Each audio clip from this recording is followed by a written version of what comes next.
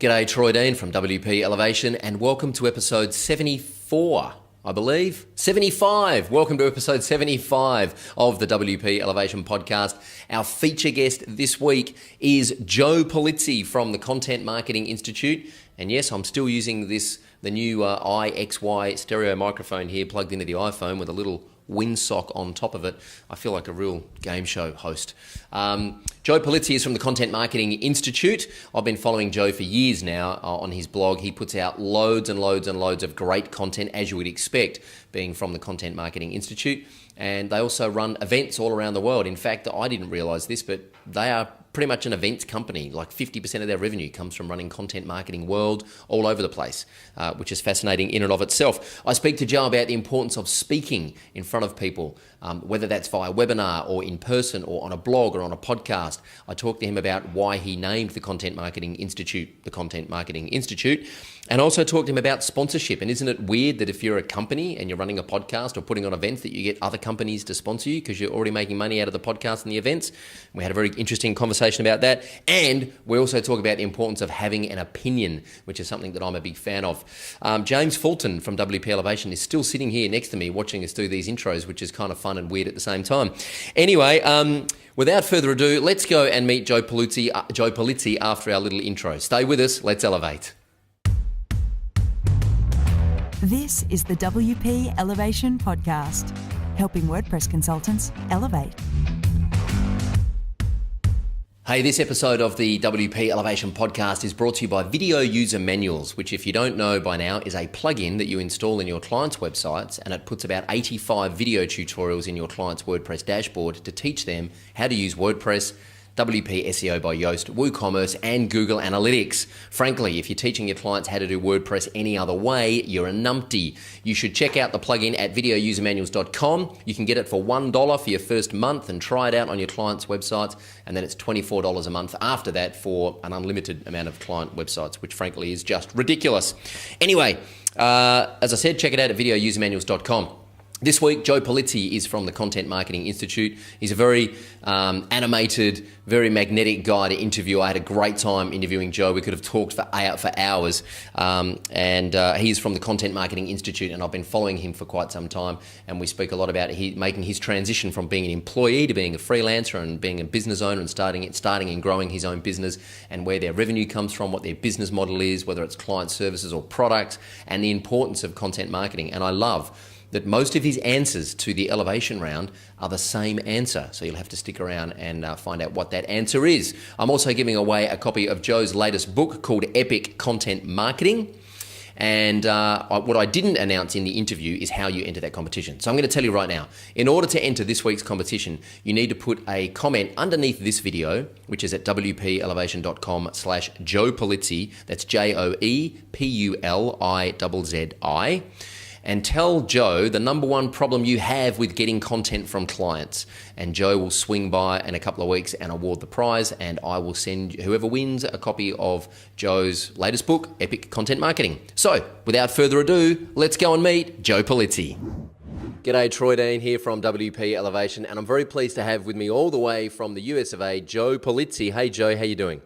Troy, I'm doing fantastic. How are you doing? I'm very well. Thank you so much for joining us on the WP Elevation podcast. For those that don't know, Joe is the founder of the Content Marketing Institute, a writer, an author, a speaker. We're going to talk all about that in more detail. And a quick announcement, I'm giving away a copy of Joe's new book called Epic Content Marketing. Stick around for details on how you can enter that competition to win a copy of that book. Hey Joe, before we start talking about all the good stuff, social media, content marketing, the web, entrepreneurship, when you were a kid, what did you want to be when you grew up? You know, it's interesting. Growing up, I had multiple notebooks. I always had a notebook on me. I always wanted to do something. I knew I want to start some kind of a business. At first, I thought I wanted to be a farmer, and then I realized I everything I put in the ground, nothing grew, so I couldn't do that. And then my father was a restaurant owner, so I grew up watching him cook, and I'm like, I'm going to go into the restaurant business. And then I went and started doing some work for my uncle and grandfather. They were in the funeral home business, so I started to learn a little bit about that.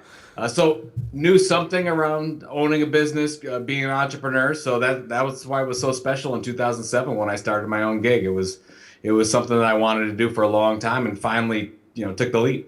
So what were you doing prior to 2007? You were working for the man?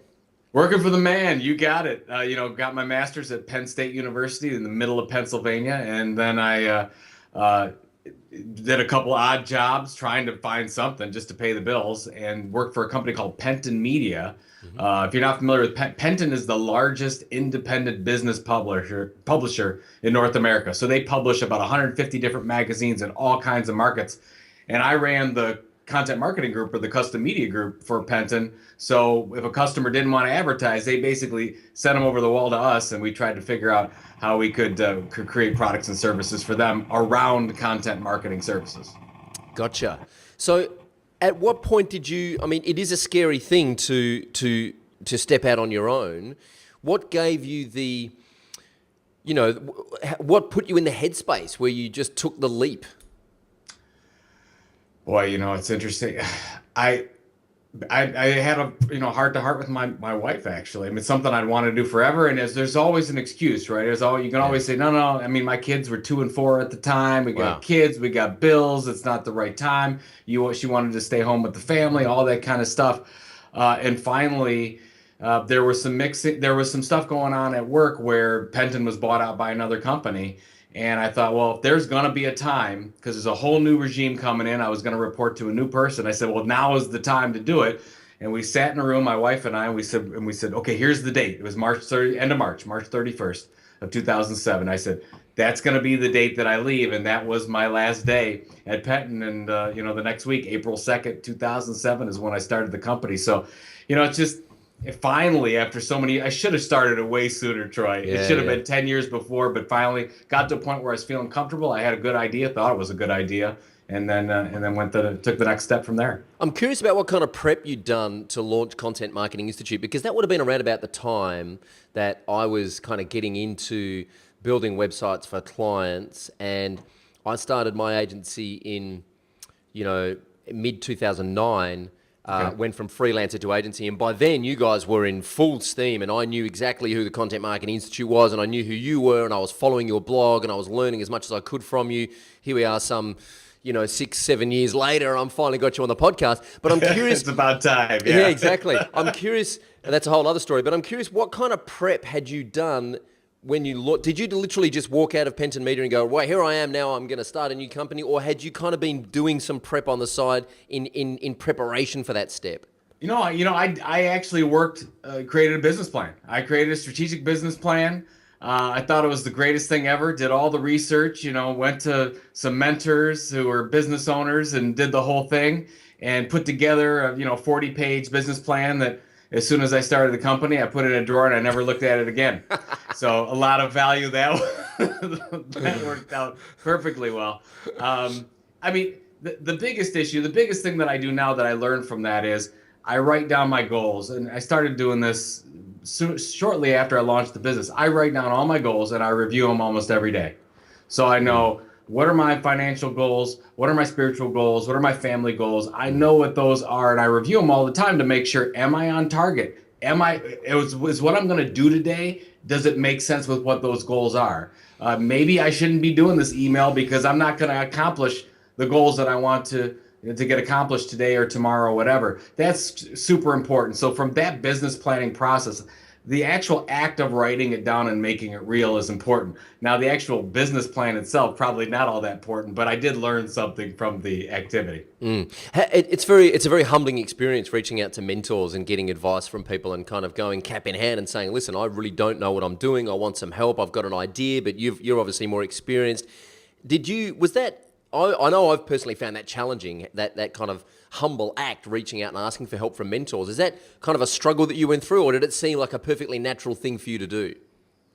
Well, the good news is that when I was working at Penton, I was able to, I did a lot of traveling, built a lot of relationships, and I tried to do a lot of things, a lot of favors, I guess you'd call them. When somebody needed me, I was always there. So it was a little bit easier to reach out from that standpoint. I went to a lot of events. Events are the best place to go where you can meet people because it's harder for you and I to get together because we haven't met yet. If you meet somebody in person, the next step is so much easier to do that. So going to events is a huge part of that thing. I would say at first, yes, because I knew nothing about, even though I grew up around launching businesses and I come from an entrepreneurial family, I didn't know anything about launching a business. I mean, I'm still 8 years into this and still learning how to effectively run a business. And, you think as soon as you think you know it all, you learn something. You're like, I know nothing about this business. So yeah, I mean, the good news is now I'm at a point where nobody really knows anything. We're doing the best we can. And the people that you're reaching out to as a mentor, they were in the same position you were. Yeah. They didn't know anything either. And so, you help out enough people that starts to come back with you. I'm a big believer in that kind of karma. So, you just do what you got to do. Yeah, absolutely. Good advice. How do you describe what you do in one sentence? When you meet someone for the first time at a Christmas barbecue or something and say, what do you do, Joe? What's your elevator pitch, so to speak? Well, I can't say content marketing because if I'm talking to somebody that's not in marketing, they don't have a clue what I'm talking about. If I'm talking to somebody that doesn't know anything about what I do, I either say I'm in the publishing business or I'm in the marketing business. And then it, dries up from there because nobody wants to talk about that. But if I'm talking to a marketer or a business owner, I basically say, we teach businesses how to create more business by building an audience, by attracting people to their websites and then selling them something after that and not having to advertise in it. So, I mean, that's the whole essence of content marketing is, hey, instead of going out and selling something directly, I'm going to build an audience, and I'm going to build that audience by creating such valuable, relevant, compelling content on a consistent basis that I become the leading expert in that particular content area. So that's not one sentence, and that's not an elevator pitch, but that's probably the easiest way to explain it. Yeah. We're going to talk a little bit more about content marketing in a little moment, but I just want to get to know a little bit more about what it means for you to be running this business at this point in your life. What do you actually spend most of your time doing day to day? Are you just in emails and spreadsheets, or are you in front of the camera producing training? No, you know what? My job is to be out as much as possible. So I do as much speaking as I can. I probably will do around 60 or 70 gigs this year. Obviously all over the world. I mean, I'll be in Sydney in 3 weeks. We have our event there, Singapore. I'm speaking, I'm doing a number of keynotes because I'm just trying to evangelize the whole idea of content marketing, getting in front of new audiences. So, if we want to reach a group of financial experts or we want to reach manufacturing, I'm the one that goes in and I'll do the speech and I'll talk about that and I'll really be the consultant that I can meet in front of as many people as possible. I'm in charge of strategy. So any new opportunities, maybe a business purchase, if we see an opportunity there. And then I'm in charge of making sure the morale of the team is up, that everybody understands the vision. So that's changed from, let's say, 4 years ago where I was really involved in the day-to-day operations. I am not anymore. They barely let me do anything anymore, Troy.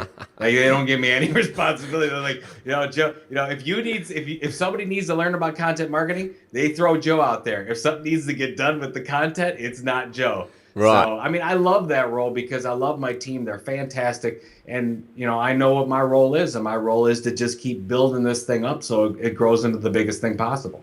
It must be nice, and it must be very rewarding to be in that position where you've got the right people in the right seat doing the right job in the business, so you can actually just do what you do best and what you love, and you're not kind of tied down by the nitty-gritty details.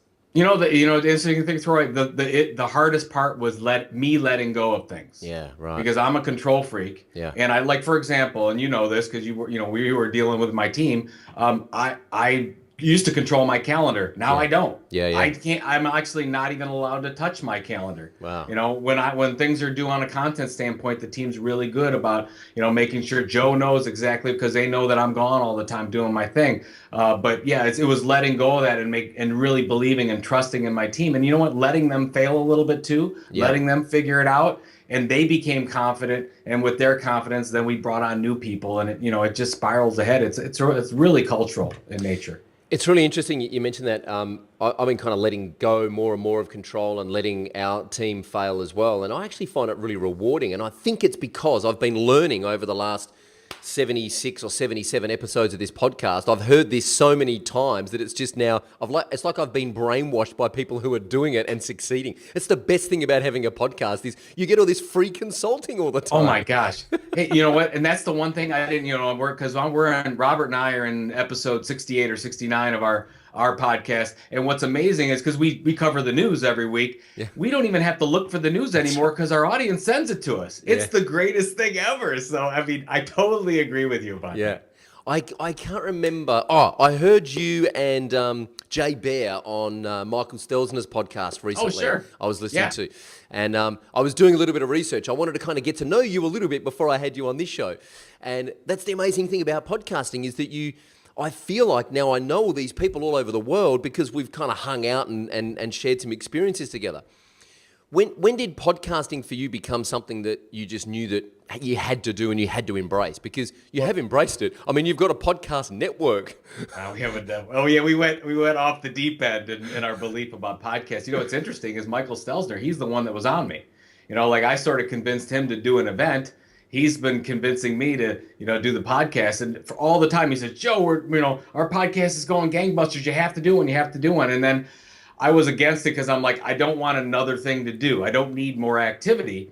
And then Robert Rose, who's our chief strategy officer, so Robert and I are on our podcast, This Old Marketing, together. And we were on a conference call together. I was driving. I think I was in Phoenix and he was in London or something. And we were just talking. We were doing our normal weekly call. And he said, you know what, we should record this. I said, yeah, absolutely. The next Saturday, we recorded it, talked about basically the same thing and published it out the next day. And we had episode 1 and it's been amazing. And what's really amazing is what we found, we started the podcast, then 3 or 4 months later, we were at Content Marketing Sydney. And I asked, we asked a question, how many of you listen to the podcast? Something like half of the people that showed up at that event listened to the podcast. And you're right. They come up to you. They know exactly what your likes are, your dislikes. They send you things. Yeah. It's amazing. And we also monetize it and make money off it. So that's even better. But even if we didn't, it's the greatest marketing tool out there for really, I call it the true believers. If you really want to reach the true believers, you got to do it through podcast. It's the most intimate form of communication out there. Yeah, awesome. I want to talk a little bit more about the podcast in a second.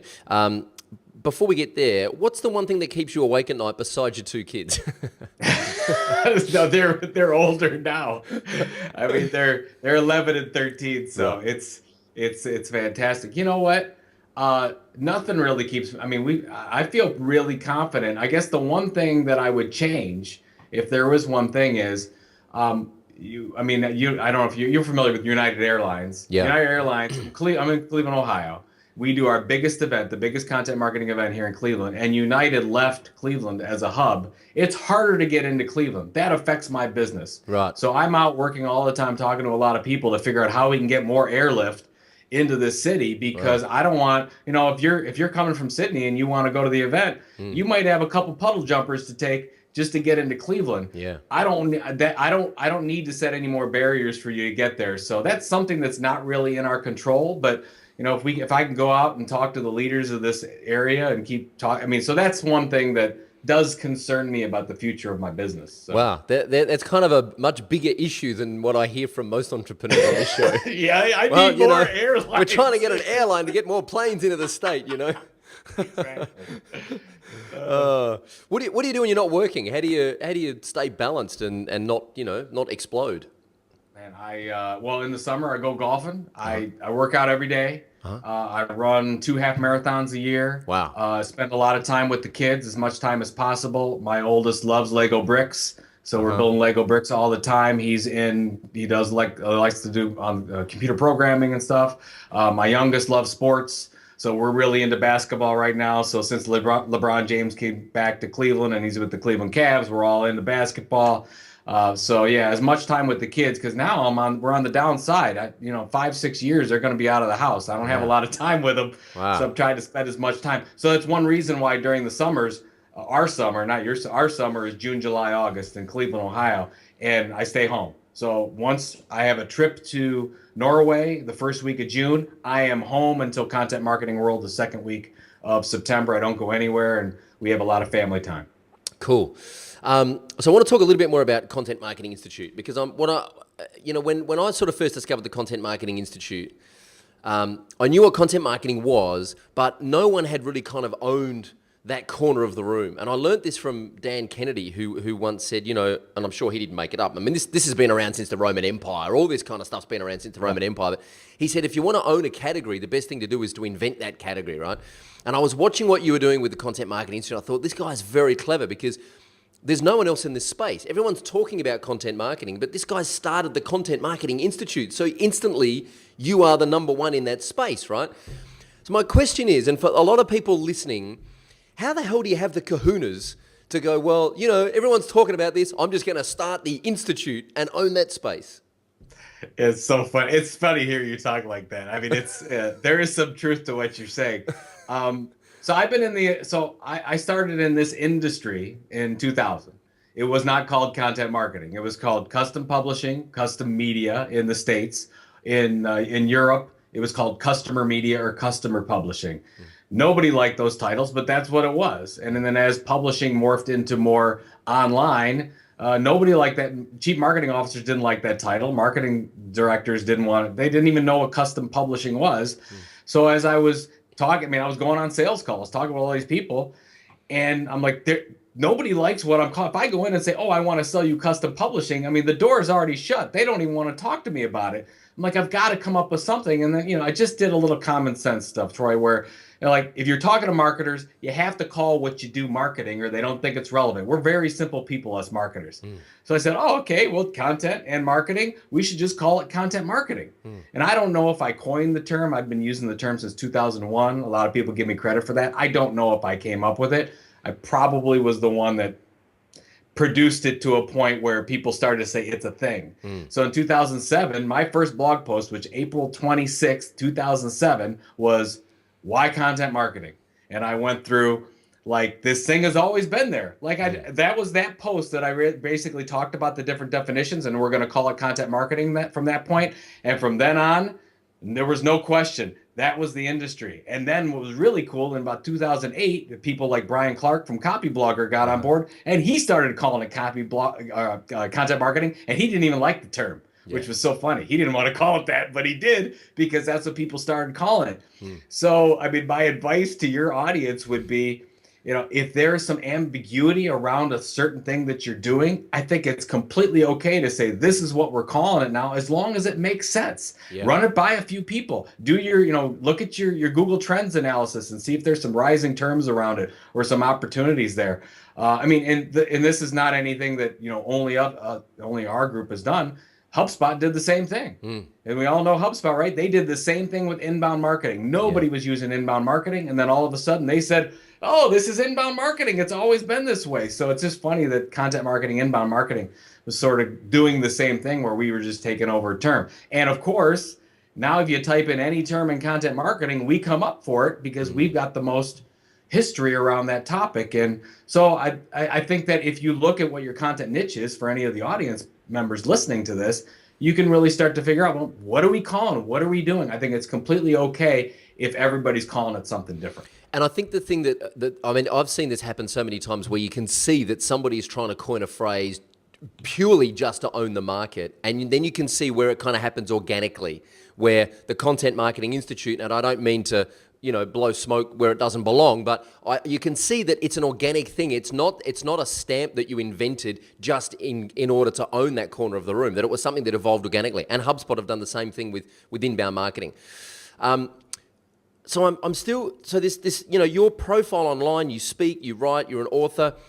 A lot of members of our audience kind of struggle with that, putting themselves out there because, I've had conversation with many members about starting a podcast or being more active on their blog or even, shooting some videos or being, exposing themselves more to their audience. And a lot of people are very hesitant to do that.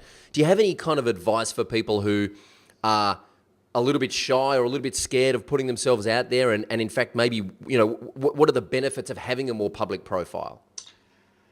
Well, it doesn't have to be just you, right? Like we created the Content Marketing Institute. I just happen to have a voice on there. You could create it like a community. You could have people in it. It doesn't have to be just you. It doesn't have to be all personal branding. So first of all, think about what you're trying to do and what that content niche is where you can be the expert. That's the most important thing. And then you'll start to realize there's some business benefits to this. I'm a big fan of people like Drucker and Don Schultz. And what I've learned from them is that there's really only way to differentiate yourself, and that's through communication. And if you don't differentiate yourself, you're always fighting with people on price, or you're doing proposals. And I don't want to spend my time wasting that. I want to be the one, and I want to charge the most for it because they see me as the expert.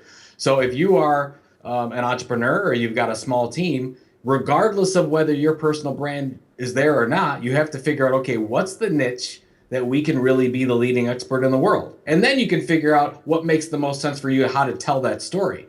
So let's say you don't want to get in front of a camera, you don't want to do videos, fine. Do a podcast. Let's say you're not really good at talking, that's fine. Maybe try a text blog.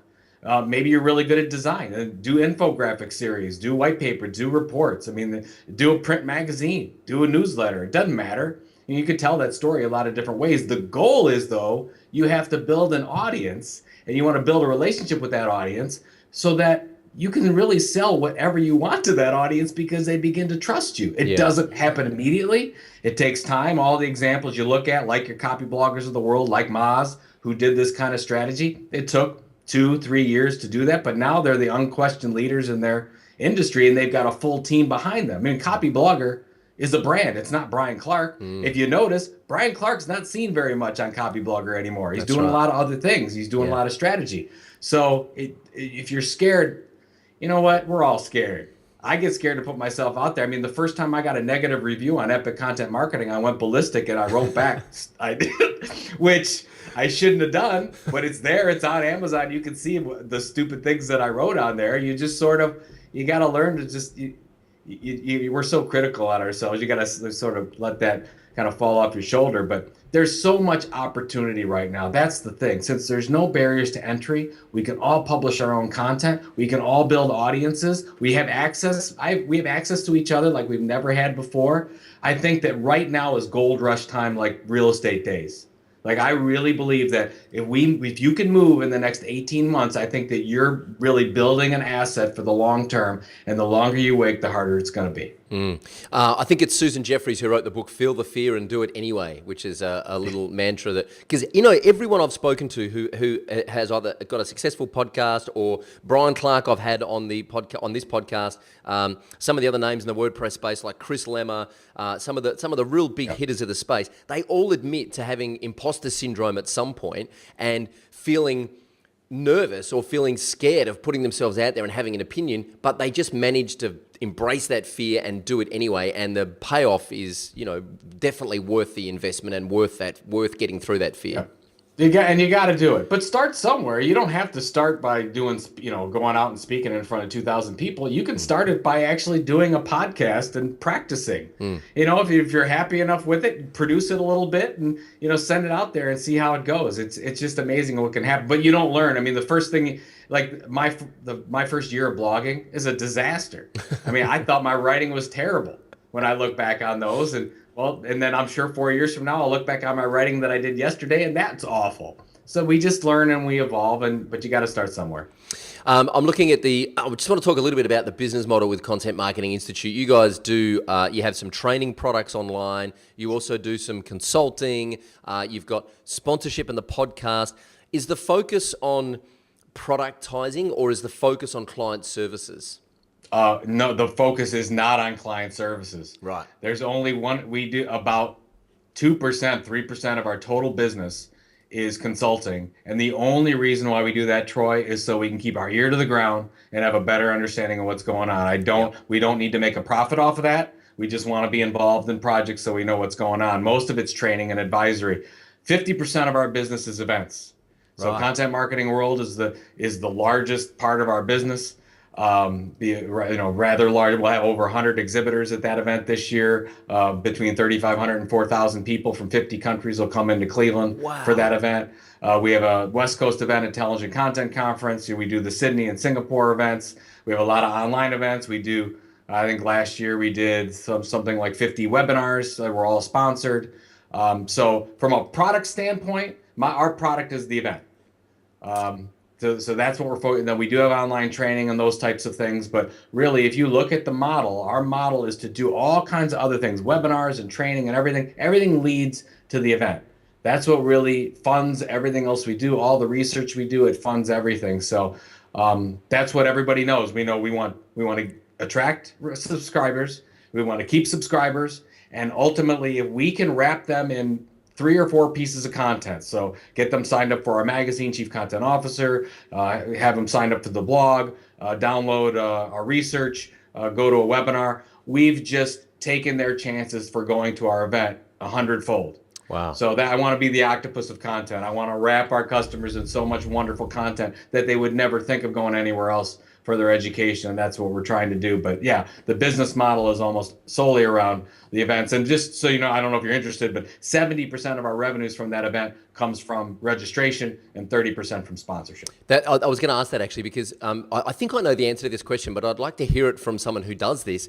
How do you, like, is it kind of weird that you're a commercial organization, you're putting on an event where you charge people to come to that event, and then you go and approach sponsors and say, well, hey, you should give us some money to sponsor this event as well? I do not feel weird about it at all. No, I mean, if you start a business, the best strategy for starting a business is just sell things.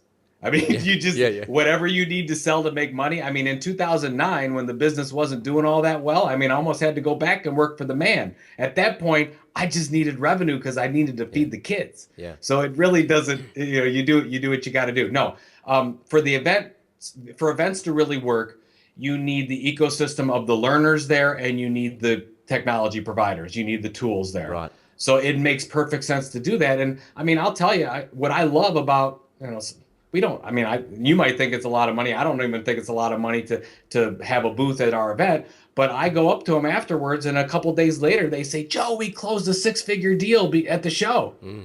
We're helping them get food on their tables too. Yeah. So we're all helping each other, and I do not feel bad about it at all, because if I believe in the product that we're offering, we're doing a service not only for them, but for the people that they're servicing, and that's just a domino effect, and everybody being helped. And I think, I meant that question with all due respect. I get it. I've run events in the past at a much smaller scale. I think there are members of our audience that might kind of go, why would they sponsor your event? And I think you answered the question before, is because you've done the work building an audience, and you have the ability, or the Content Marketing Institute has the ability to put hundreds of people in a room all focused on one, these companies, that's a captive audience for them, and that's the benefit in them sponsoring an event. Yeah, they don't have access a lot. So we have 36 of the Fortune 100 were represented at our event. These are content marketing people, and our sponsors can't reach those people, or they haven't built their own audience building tools to reach those people. So that's where we come in, and that's why everybody listening to this, if you create your own audience, then you're going to have people that can't do what you do, and they want to reach that audience, and you can monetize that however you want. You don't have to monetize it through WordPress services. You can monetize it through sponsorship, events, products, whatever you want. I want to talk a little bit about the online training you've got. I'm looking through here, you guys are like a certified training organization, yeah? You get a certificate of completion from the Content Marketing Institute. Right now, we don't have any affiliation with a college or a university. That will happen in the next 2 years. Gotcha. I really believe that will happen. We're really clear to say, look, you get a certificate of completion. If you go through everything, you'll see that. What I love about it is it's built by the community. If you look at all the people that are teaching the courses there, they're all the leading experts in the content marketing industry. They've all written books, or they work for some of the largest brands out there. And that's what our target are large companies, large enterprise marketers. So that's what I love about it. It's not just me. It's not just Robert Rose doing all the training. These are people that are in the field, that have problems, that are dealing with them. And that's why I like that program. And we just keep adding to it. And our goal is not, my goal is not to sign you up for that online training. Our goal is to get IBM to buy 50 or 100 seats to that training. That's what we're trying to do. That's how we monetize it. Yeah, nice. I like it. There was something else. The podcast. I heard you mention on Michael Stelzner's podcast recently that you launched. Did you launch the podcast with sponsors from day one? We had sponsorship after episode 4, I believe. Wow. So we needed a couple weeks to get going, and it was fast. It was fast. Troy, it was much faster than I thought. Right. And I could not believe that we were able to build an audience so fast. But that's the reason why, is because we already had the 100,000 plus subscribers to our Right. email that Gotcha. we could let them know. And then those people that want to listen to a podcast, which, in general could be 10 to 20% of our audience, Yeah. great. Those people got it. They're our regular listeners. We build it up over time, and it works fantastic. Yeah, and you don't have to do this. If you're a business to business company and you have a podcast, you don't have to do it by a CPM rate. You could charge whatever you can get for that, because your audience is different depending on what the buying power is of the audience. You just snuck something in there about your subscriber numbers, and we all know that building, I think everyone all knows by now that building an email list of subscribers is the most valuable thing in any business. Pre-email, it was like building an ACT database of loyal customers and leads and prospects. And I'm looking at your website now. There are things that you give away on your website. You do ask people to subscribe to get daily articles and news. You also give away an ebook. At the moment, you're giving away an ebook called The Ultimate Guide to Building a Content Factory. And that is, I'm assuming, going to ask me for an email address to download that.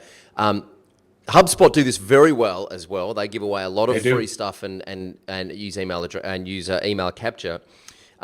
We, in our space, I find that the people who are building websites and are really aware of this are kind of, I don't know why, but they're kind of a little bit shady about these kind of tactics, right? So what do you, and I've actually presented at conferences where people have gone, oh, we would never do that because we feel like it's spammy. How do you, and I know that it's not. I mean, it's how we've built our business, building an email list. You've done a great job doing I've checked out your site. You're doing a great job. I wouldn't be here without ebooks. Like 3 ebooks and 3 years, and that's actually 5 years, 3 ebooks. That's why we're here.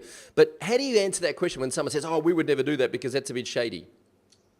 If what you're sending them, so let's say, however, we have multiple ways to get, 99% of our content is free, and it's not gated, and you can get to it with that. And then we have 1%, yes. If you want certain reports, you want to sign up for our e-newsletter, we're going to ask you for your email address. Name and email is all we're going to ask. Yeah.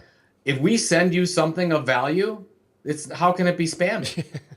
I mean, and that's our goal. I mean, for example, there was a time where we thought our weekly newsletter was not as much of a value. We were not seeing the kind of open rates and click-throughs we wanted to. So every week I write an article that you can only get in that e-newsletter. You can't get it anywhere else. You can't link to it. It's not online. It's just in that. So, and which has really helped. So people have really, that's worked for us. So everything has to be valuable. If you're selling in it, yes, you're not going to be successful. But if you are giving away value ongoing, all they're going to do is thank you. And I mean, just to show you, so yes, we do a popover. As your audience might say, oh my gosh, how do you do a popover or a pop-up? Well, our pop-up generates about 60% of our daily subscribers. We get about 140 subscribers a day. Yep. And more than half of those come from the popover. Yeah. What I've learned is that those people that sign up to that popover, they become some of our best customers. They're the ones sending emails to us saying, thank you for all the content you're getting. You can help me get a new job.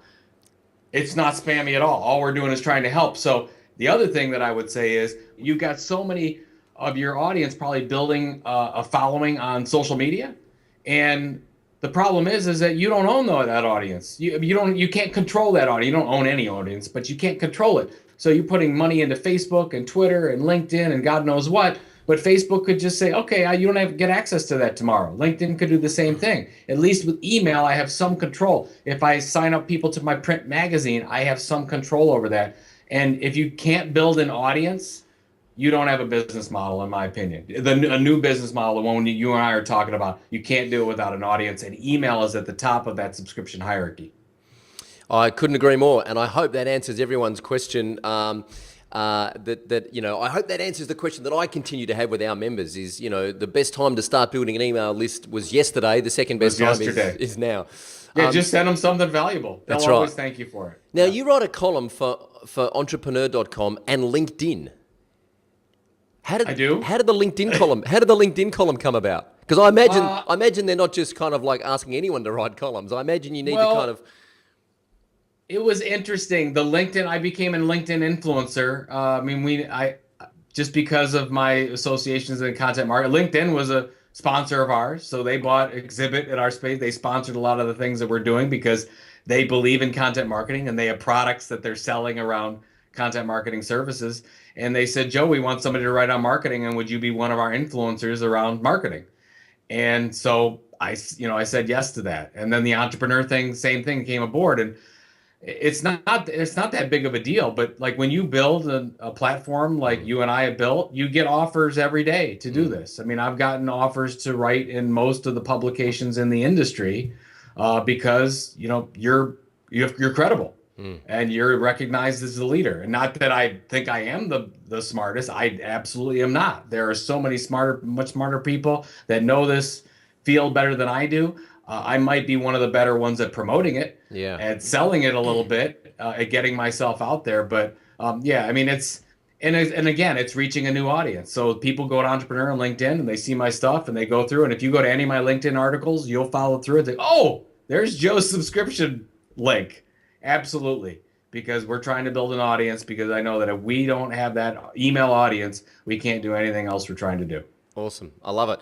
All right, we should do our elevation round, our lightning round, series of quick questions. For those that don't know, WP Elevation is a business accelerator program for WordPress consultants. So I'm going to ask Joe a series of quick questions here, and hopefully he's going to give us some quick answers off the top of his head. What's the number one thing any freelancer or consultant needs to know? They need to position themselves as an expert around some informational niche, that they can actually be the leading expert and build an audience. Yes, and the key there is that they can actually be the leading expert and build an audience. Exactly. What's the best thing you've ever done to find new customers? I think I know the answer to this question. Build an audience. We don't have to go out and find new customers. Customers come to us. Yeah. How do you stop competing on price? It's the same thing. Be the leading expert in something. Go really small. So for this audience, you can't just be a WordPress consultant. You have to be the leading provider of WordPress consulting to manufacturers in the Perth area or something like that. You have to really focus on that. Yeah. And then you can say, I'm the leading expert in this industry, and you can then charge whatever you want. Yeah. So little left-hand turn out of the elevation round for a second. One of the most common questions I get is, I've obviously found my niche, right? My niche is, weirdly enough, is actually educating people just like myself who are WordPress consultants in how to actually grow your business up, right? Get out of being a freelancer and become an agency and run a successful business. What if you don't know what your niche is? How do you find your niche? Well, this is a whole nother program. I know. But here's the real quick. So we call it a sweet spot. You have to find that sweet spot between some skill area that you have and some passion point. Yeah. And it could be a lot of different things. It might not be around WordPress. It might be something else, whatever that is. But let's just say it's around some business. Great. Okay, you found it. Then you have to do something we call the content tilt. You have to move that area in such a way that it positions you, that you're telling a different story. Yeah. Because what happens is, like, let's take SEO, right? How many SEO ebooks are there in the world? Like 20 million. Yeah. Because every SEO company has an SEO ebook. So you have to tell the story a little bit differently. And that's what so many WordPress consultants do wrong, because they're all talking the same thing. They're all doing the same blog post, the same content. It's nothing different. So you have to go smaller, and then as a consultant might say, well, I don't want to do that because I might leave a certain audience out. Well, you can still take business from whatever you want to. We're talking about marketing here. Market to this little audience here. You can still take whatever jobs that come along, but you're going to be the leading expert here, and then we'll see where it goes. So it's that finding that sweet spot, doing that content tilt, building the platform, actually building that base, and then down the road a couple other steps. Then you monetize that base, and in general, it takes about 18 months if you do it right. That, my friend, is worth the price of admission alone, and for a free podcast, that's pretty good, because that also is that fear of missing out, isn't it? Well, if I niche down and I just focus on accountants, then I'm going to miss out on all this other work. No, of course you're not going to miss out on that work. It's just where you put your efforts. We're still real quick. I don't know how much time we got, but real quick. So I talked to a pet supplies company. This is recently, and they said, we're going to do content marketing, Joe. We're going to create a blog about pet supplies. I said, really? I said, do you know that there are a couple billion-dollar companies right now that have blogs on pet supplies that will crush you? That there's no way you could. They have a lot of advertising behind their blog, and there's no way you're going to get through all that clutter. So when we talked about some of their products, they had a lot of products for pet owners that like to travel. So we talked about, well, what if you created a blog for pet owners that like to travel with their dogs in recreational vehicles? And they're like, that's too niche. I'm like, you can be the leader in that area. You know what? That's a big multi-billion-dollar niche that nobody knows about. I'm like, Totally. don't worry about it. Maybe that's all you should sell is that. But maybe so it's that kind of thing is you can accept money from anybody you want to, but you need to market to an audience that matters that you can really be the expert. Absolutely. Like my wife and I like getting away for weekends, and we got a little dog, right? So every time we look for accommodation down the beach, we've got to find pet-friendly accommodation. You know how underserved that market is here in Australia? So true. You could own that space like that because nobody's paying attention to that. And there are hundreds of thousands of couples and families just like us who want to get away on the weekend who have a dog. You either got to put the dog in the kennel or you take the pet with you. So yeah, absolutely. It resonates wholeheartedly. I think I know the answer to this question as well. Any tips on writing better proposals? So don't write any RFPs or proposals. Yeah, I mean, I'm sorry. Yeah, No, don't be sorry. We got out of the RFP business a long. No, here's what's funny. I'll tell you a side story because this is so funny. So I went into one of the largest media companies on the planet, and if I said who it was, you would know who it was and where you're from. So you'd be like, oh my God. And they were trying to sell to some of the same customers we are. And I put this big PowerPoint on the board, and all my all the logos were there of all these big Fortune 100 companies. And all the salespeople were there, and they're saying, yeah, we're trying to get into business with all those. How did you get those people as customers? And I said, they all filled out a form on our website. And they were floored. I'm like, and I said, so this is the issue. I said, you have all the resources in the world. We have no resources compared to you talking to them. Yeah. I said, you have all the resources in the world, but you're not sharing helpful content on a regular basis. You're not helping them. We are. We're attracting those people. I said, if you did that, you would attract those people, but you're not doing it. I don't know why. You're just not. Yeah. That's great advice. Do you have a favorite tool for CRM? I don't know if it's for CRM. I love Pippity is my one of my favorite. It integrates with WordPress. Okay. It's and it integrates with our marketing automation tool as well. Mm-hmm. So I love it because we can set it to, okay, do we want that popover form to come up on exit? Do we want it to come up after 2 pages in 10 seconds?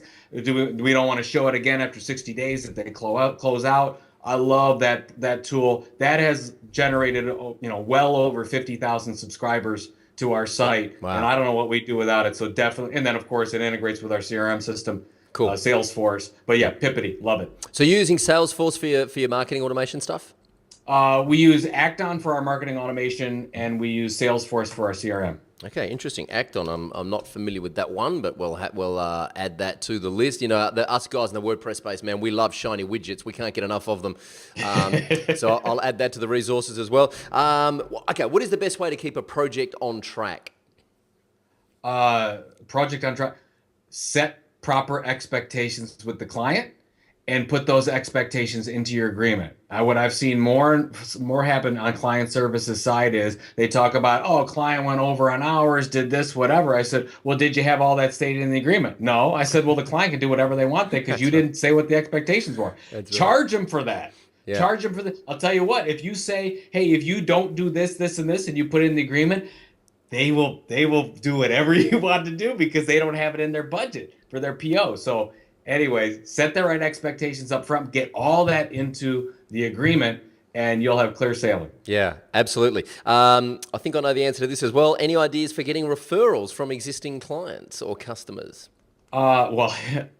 Give your customers something to talk about. Yeah. Give your customers something that they can share with their audience. I mean, that's how we drive new people to content marketing world is we give our current readers something that they want to share. So before I wake up in the morning and our post has already been shared 500, 700 times.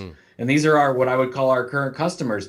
So you got to do it on a consistent basis. That's the biggest thing. You don't have to do it daily, but you have to do it consistently. And I guess for referrals, focus on your customers. So let's say you have a small customer, let's say you have 10 or 20 or 30 customers. What can you do for those customers on a weekly or a monthly basis that just adds value to them that'll get them talking about you? And it can't be about you, right? It has to be about their pain points and needs. And that's what'll work. Nice. Final question in the lightning round. What's the number one thing you can do to differentiate yourself? I think I think we probably talked about it. It's telling a story different. Yeah. different than anyone else. And I'm assuming if you have if you have a lot of competitors that you're going up against, you're probably not marketing correctly. You Yeah. probably need to market to a niche that you can really be the expert in, and your customers will see that difference in the content that you create. Because we just want to create an experience. How do you create an experience? In a lot of cases, you do that through the content that you serve up on a regular basis, and that'll make you different from as soon as they search or whatever they get it on social media sharing, they'll know you're different. Yeah, it's so true. And, I mean, my personal experience is that I haven't written a proposal for the last probably 2 years. I can't remember the last time I wrote a proposal, and all the leads that we get now are requesting that we work on a project because we have positioned ourselves as the experts in that space. That's right. And we're telling a slightly different story because, frankly, if you want a WordPress website built, you can go to Odesk or Elance and you can get a WordPress website built for under $300. So how do you compete with that? You don't. You tell a different story and you play a completely different game.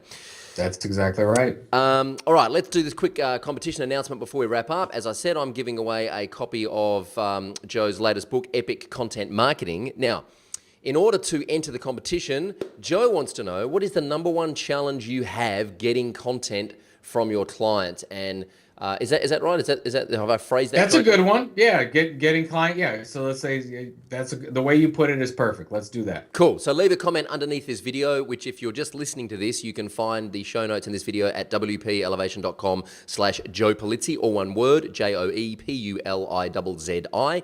Leave a comment under the video and I'll get Joe to swing by in a couple of weeks and award the prize.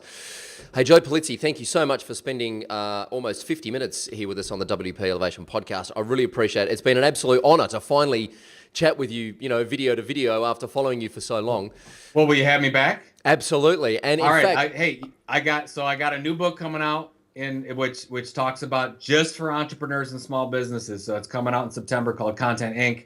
And I'd love if you can have me back. I'll definitely have you back. And in fact, I'm also just looking at the calendar here. And so Content Marketing Sydney is on in like 10 days. 16th through the 18th of March. And then Singapore is 19th to the 20th. All right. Well, I might even have to get up to Sydney and come and buy you a drink at Content Marketing in Sydney. Oh, you're on. It's done. Awesome. It's a done deal. Hey, final question. Who would you like me to try and interview and why? Have you ever interviewed Andrew Davis? No. Andrew Davis, you got to have him on. One of the most dynamic speakers and thinkers I've ever seen. He keynoted at Content Marketing World last year, blew the doors off the place. He thinks about content issues differently than anyone else I know, and he's a great interview, and you got to have him on. Awesome. Andrew Davis, I'm coming to get you, courtesy of Joe Pulizzi. So keep your eyes on your inbox. Hey, thanks again. I wish you all the best for the next year, and I look forward to keeping in touch and seeing the impact that you guys continue to have on the marketing world. And thank you for everything you do. Thanks, Troy. Really appreciate it. Keep doing your thing as well. Cheers. All right, I hope you enjoyed meeting Joe Pulizzi from the Content Marketing Institute as much as I did. Of course, get on over to wpelevation.com/subscribe and subscribe to the podcast, and we'll email you every Thursday with an update with a new episode, or you can subscribe on iTunes. And please leave us a rating and a review and tell us what you like about the podcast. It really helps us come up in the search results and reach a wider audience. Leave a comment under the video and tell Joe the number one challenge you have with getting content from clients, and you could win a copy of his new book, Epic Content Marketing. Next week on the podcast, we have Jason Lemure from Vernal Creative, and they've also created a product called Postmatic, which allows you to increase engagement on your WordPress blog by having your readers post comments via email. It's a fascinating interview. It's already in the can, and I'm looking forward to sharing that with you next week on the podcast. Until then, I've been Troy Dean. Go Elevate.